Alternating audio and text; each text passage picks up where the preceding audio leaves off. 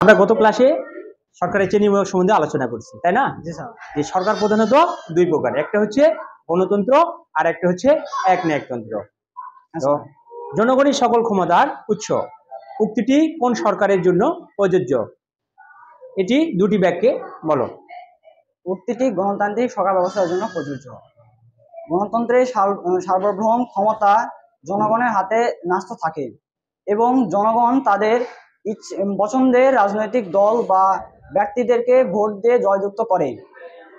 এ ধরনের সরকার ব্যবস্থার জন্য নির্বাচিত প্রতিনিধিরা বা সরকার গঠন ও রাষ্ট্র গঠনে প্রচলিত হয়। একনায়কতন্ত্র কি? একনায়কতন্ত্র হচ্ছে এক ব্যক্তি বা এক দলের শাসক। এই শাসন ব্যবস্থায় রাষ্ট্র কিভাবে পরিচালিত হতে পারে? এতে জনগণের অধিকার ও মতামতের কোনো স্বীকৃতি থাকে না।